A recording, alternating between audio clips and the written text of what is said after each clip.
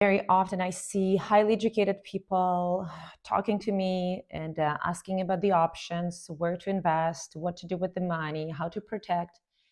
And majority of them come with the same misunderstanding of very major concepts. And it's not truly intuitive. Sometimes it's counterintuitive.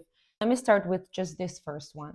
If you hear that there is an option to invest and it's fully passive, it's relatively quick, and an investment, anything which is around a couple of years, it's quick. And it's, don't even mention if something is quicker.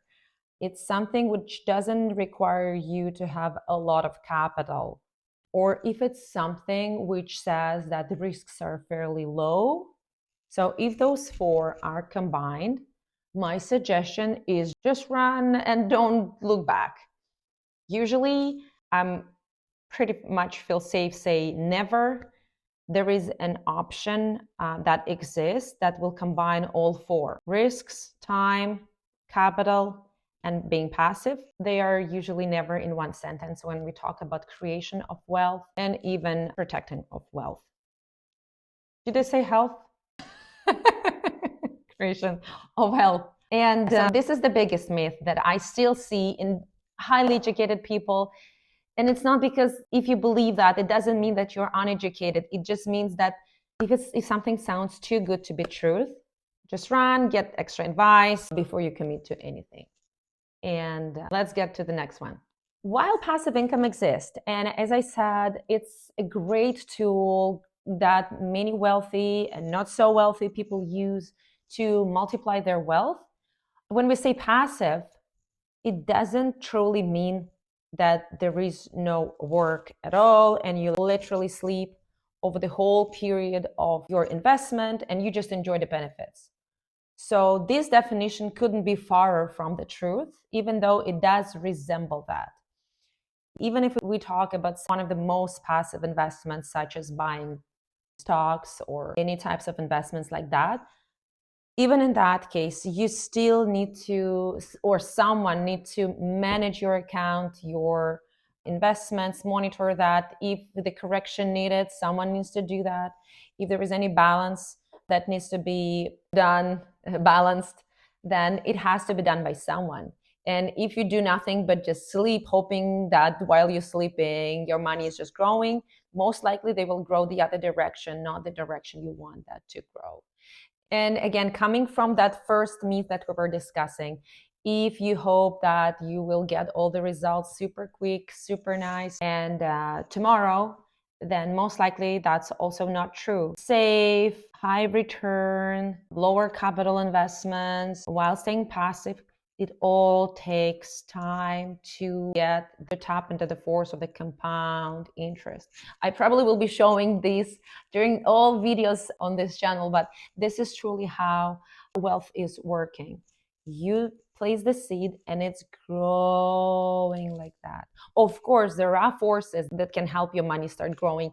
These are sharp, but it's not going to be low risk.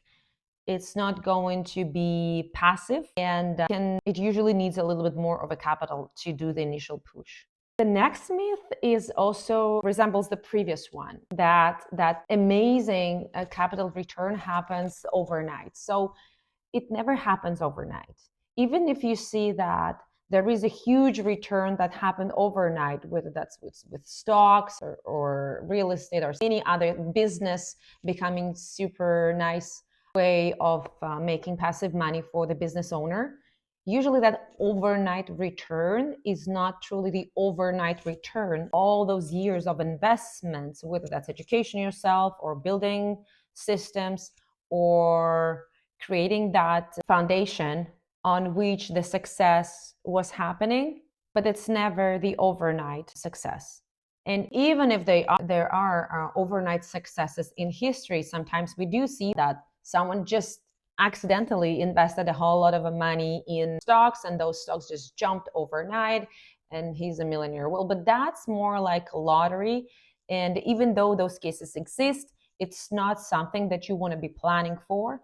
And you always want to be planning for stability and predictability. I want to focus a little bit on this one. So those are interesting cases. And while I don't think they can be called passive income per se, because they're not just passive. To be created, they took a lot of effort, a lot of capital, or a lot of time, or a lot of skills, or a lot of risk, and so on. But then when they are created, we can say that we can enjoy that leveraged, that momentum income. The examples can be investing in stocks. And when you invest in stocks, you took a lot of time, sometimes years, to be able to create those amount of money that you actually invest, the capital that you invest. Or, for example, when you wrote a book, it took you sometimes years to write a book or create some other kinds of intellectual properties. And now you can sell that. And while it sells itself on Amazon, you can just sleep while you're enjoying that income. Another example is that when you bought even if we assume that you bought a condo and it's virtually passive to maintain that and manage that, you took a lot of effort and money and time to create that asset. And then through the momentum, through that leverage, you get that income. So it's not fully passive. It's really important to understand that to be able to enjoy that passive income, you invested upfront a lot of resources. Understanding that may seem very simple, but it's crucial to not get into troubles. Oh, another great example is a passive income coming from your business. So you just a successful business person and you just created the systems, everything works well, it's all systematized, and you can be just laying on the beach while all your teams are making the money for you. Can it be true? It probably can. But even if it happens, it's not passive income. It's smart investment in the beginning, with majority of that investment time and skill going into developing of the systems and all the support systems for those systems and all the systems around that. But most likely you still would be managing your managers. Most likely there is no way you can leave that for more than a year. If you can leave it for a year, you build a really phenomenal business. You're really ahead of 99% of business people who are running their business. So calling the business income passive income, really tough. I wouldn't do that, even though I know that some books do call that passive income. I would be very careful. So if you're planning to have that passive income and you decide to buy a business just for that to be passive, you'd better be sure that there is someone operating on your behalf and that someone is really actively managing that. We talked about how wealth is created using one of those four elements. It's either high risk, or a lot of time, or a lot of initial capital, or being super active, which means time, effort, skill. And oftentimes all four of them. And if you really dream about passive income, you want to make sure that if you are investing, that someone is covering somehow all four of those, or some of those four are really addressed, or at least you understand that those are required. If there is something missing, or if 3 or 4 are missing, or 2 or 4 are missing, say you want to invest very low capital and have a very low risk, then don't dream about very high return or about very passive project. Understanding those four is super crucial. If you still have questions, please feel free to send me a message. I know that the topic of money is very sensitive, so feel free to send me a comment here or on Instagram, and I will be happy to answer. And I'll see you next week.